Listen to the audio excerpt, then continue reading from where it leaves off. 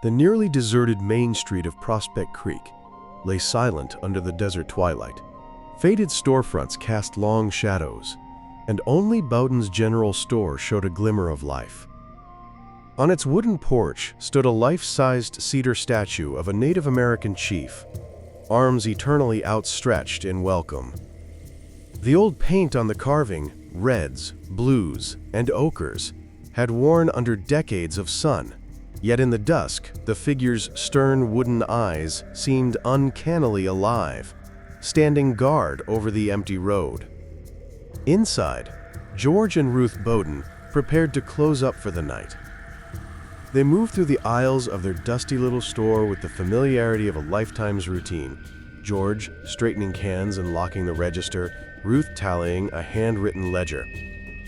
The couple, both in their 70s, were pillars of this dying town, generous, stubbornly optimistic, and lonely only in the way people become when the world around them slowly falls to ruin. That day, an elder from the nearby reservation had visited. George had accepted from him a leather pouch filled with the tribe's ancestral turquoise jewelry. Collateral against months of food and supplies George had provided on credit. It pained George to hold the treasures, but Elder Luther Blackfeather insisted. "It will be safe with you," Luther had said in a grave voice, his gaze drifting to the wooden chief on the porch as he spoke. "Old spirits dwell in unexpected places." George had nodded, stowing the pouch in the store's floor safe, all the while recalling the concern in Luther's eyes and the shame that his own grandson, Danny, had strayed into trouble in town. Night fell fully, moonless and dark. In the small apartment behind the store, the Bowdens slept fitfully, troubled by the events of the day. Elsewhere, 3 young men gathered in secret, adrenaline burning away any hesitation. Danny Blackfeather and his 2 friends, Troy Atkins and Calvin Reed, had heard about the pouch of jewelry. For Danny, it was the ticket out of this dead-end place. For his companions, easy riches. As midnight approached, they made their move. A thunderous crash shattered the silence as the front door of Bowden's general store was pried open. The bell above the door jangled frantically. George woke with a start in the back room, heart pounding, and grabbed the old baseball bat he kept by the bed. Ruth was right behind him, clutching her robe to her chest in fear. In the front of the store, Danny stalked between the darkened aisles with a flashlight and crowbar, knocking products to the floor in his impatience. Troy hovered by the door, baseball bat in hand, while Calvin lumbered behind the counter, nervously fiddling with a shotgun. By the time George crept to the doorway of the back room, the intruders had found the light switch. Fluorescent light flooded the store, revealing the 3 familiar faces. "Danny?" George gasped, lowering his bat slightly at the sight of Luther's grandson. Ruth peered over George's shoulder, eyes widening as she recognized Troy and Calvin as local boys gone astray. Relief and confusion warred with fear. Perhaps they could reason with them. Danny's face was partially obscured by a bandana around his neck, but his eyes burned with desperation. "Open the safe, old man," he barked, voice shaking with intensity. He brandished the crowbar toward the counter. "I know you have my grandfather's jewelry. And all your cash, now." George held out a placating hand. "Son, think about what you're doing," he said quietly, trying to keep his voice steady. "This is your grandfather's trust. You don't want to do this." "Don't tell me what I want," Danny shouted. His composure cracked, rage spilling out. "You think he should give those relics to you instead of his own blood? They belong to me as much as anyone. I need them." His friends exchanged uneasy glances, the reality of robbing their kindly neighbors sinking in. Troy stepped forward, waving his bat. "Just open it, Mr. Bowden. No one needs to get hurt." But his tone lacked conviction. Ruth, trembling, whispered, "Please, Danny, your grandfather would be heartbroken." Danny's jaw tightened. He advanced until he was inches from George. "The safe, now." Behind his fury, a glint of uncertainty showed he was a scared kid under the mask of bravado. Seeing little choice, George slowly moved to the counter with Danny close behind. Kneeling down, George spun the dial of the combination lock on the floor safe. His fingers trembled on the final number. Inside the safe lay the leather pouch and a small stack of bills, the hard-earned meager profit of the store. As George lifted out the pouch and money bag, Ruth suddenly stepped forward. Her fear was overcome by a surge of moral outrage. "This is wrong," she cried, voice quavering. "Danny, you know it's wrong. Stop now and we can forget." It happened fast. Calvin, startled by Ruth's sudden movement, swiveled with the shotgun. "Stay back," he blurted, and in a panic he cocked the weapon. His finger slipped on the trigger. The shotgun blast roared, deafening in the tight space. Ruth's words died in a shocked gasp as the spray of buckshot struck her in the chest. She crumpled to the floor among scattered cans and glass shards from a shattered jar, a red stain blossoming on her nightdress. "Ruth!" George screamed. He dropped everything and rushed to her side, collapsing to his knees. Her eyes stared upward in glassy surprise, blood pooling beneath her. George shook as he held her, a wail of grief rising from his throat. Oh God," Calvin stuttered, stumbling back in horror at what he'd done. The shotgun in his hands trembled. Danny's world tilted. This was never meant to happen. "You fool!" he shouted at Calvin, voice cracking. Panic jolted through him. "We need to go!" George looked up from his wife's still form, tears carving channels through the dust on his cheeks. Fury overcame his fear. With a roar of anguish, he lunged at Danny, swinging the baseball bat wildly. The blow struck Danny's shoulder, sending him reeling with a curse. Troy reacted. He rushed forward and slammed his own bat across George's back with a sickening thud. The old man collapsed atop Ruth, his cry cutting off as he hit the ground hard. George did not move again, only lay draped over his wife, as if to shield her even in death. For a moment, the three intruders stood in stunned silence, broken only by Troy's ragged breathing and the ringing echo of gunfire. Danny's shoulder throbbed where George had struck him, but worse was the weight of horror settling on them. Two innocent people lay dead on the floor, people they had known all their lives. Troy backed away, his eyes darting from the bodies to Danny. We have to run," he urged, voice high and thin. He grabbed the leather pouch of jewelry from where it had fallen, stuffing it inside his jacket.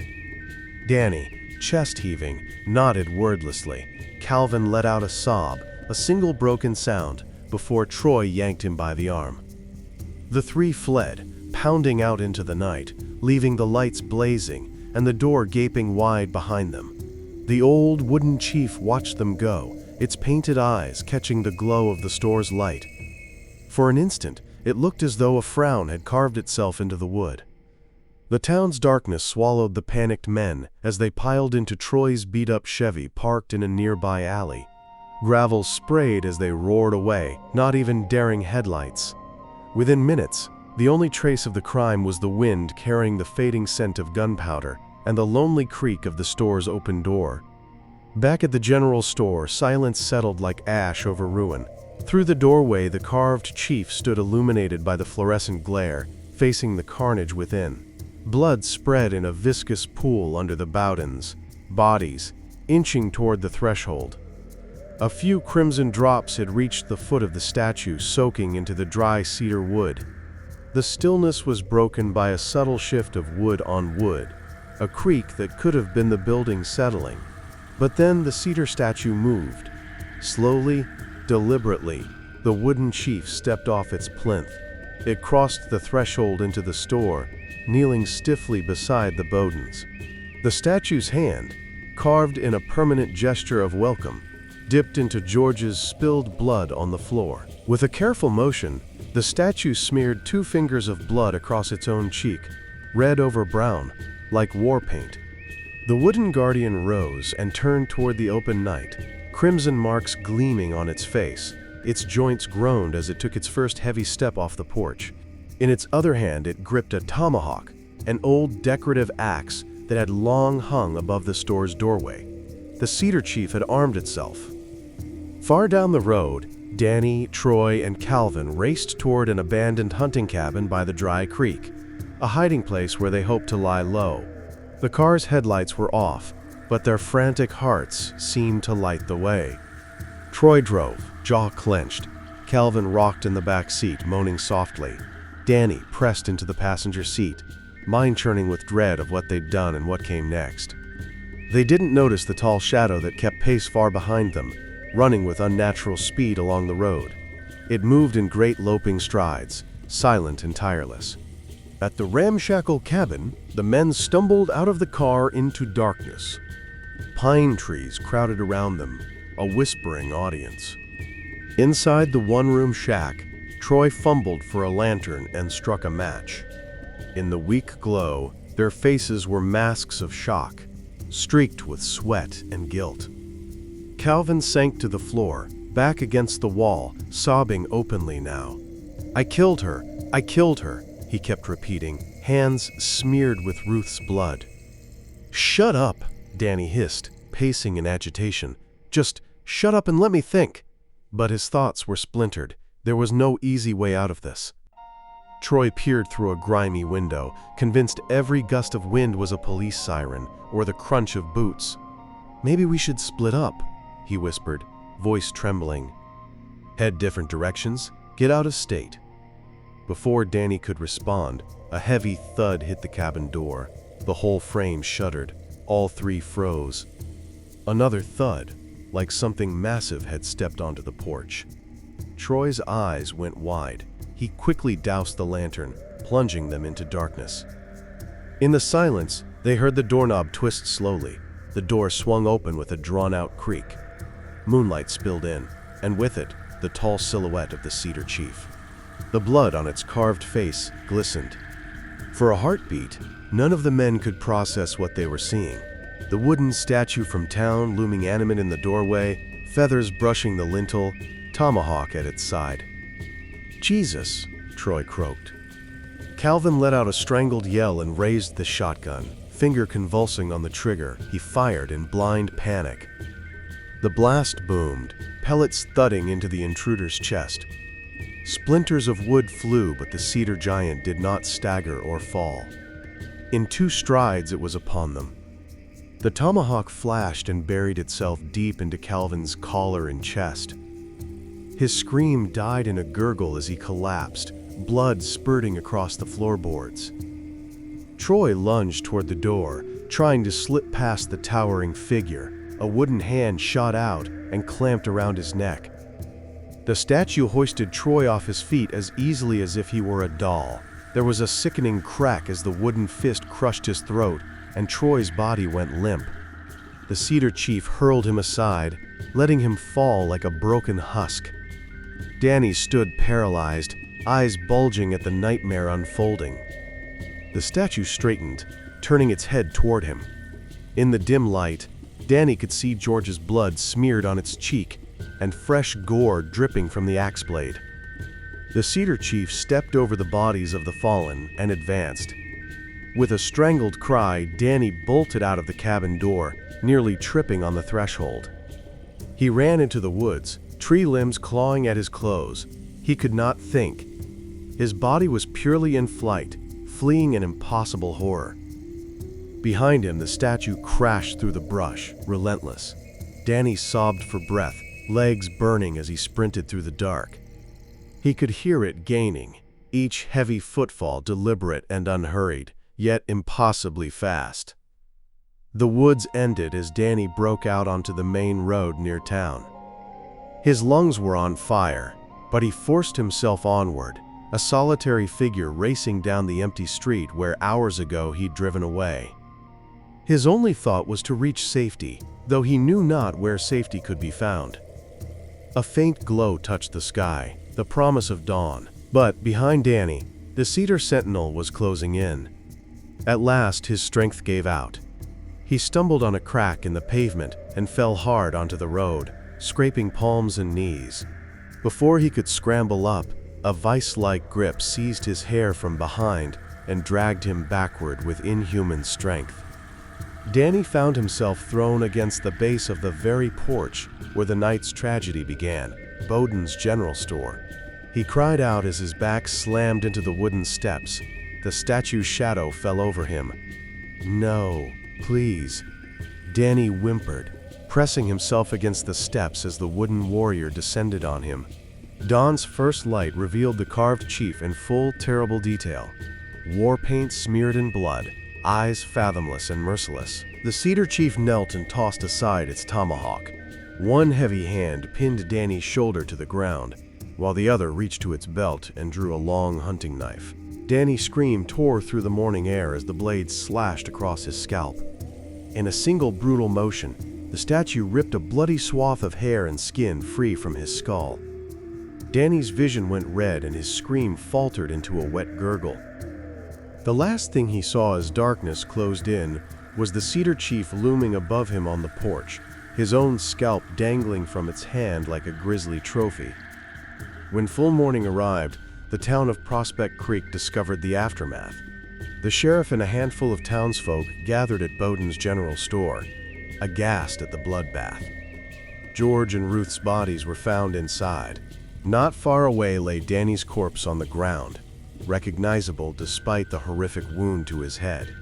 Troy and Calvin were eventually discovered by deputies at the distant cabin, slaughtered in equally savage fashion. No one could explain the scene on the Bowden's porch. Elder Luther Blackfeather stood among the onlookers, staring up at the cedar statue that had quietly returned to its place. The wooden chief stood as impassive as ever, but its right hand was no longer raised in welcome. It was turned inward, clutching a mass of tangled black hair. In its belt rested the leather pouch of turquoise jewelry, safely returned. Luther alone noticed the new dark streaks on the statue's cheeks, like dried tears of blood. He approached the figure reverently and touched its wooden arm. Under his breath, he murmured a prayer in his native tongue and a soft thank you. The Cedar Sentinel had fulfilled its duty, its spirit avenged, its vigil complete. If you enjoyed this video, please do not forget to like, comment, or share this video with your friends. Subscribe to our channel to hear more stories like this one.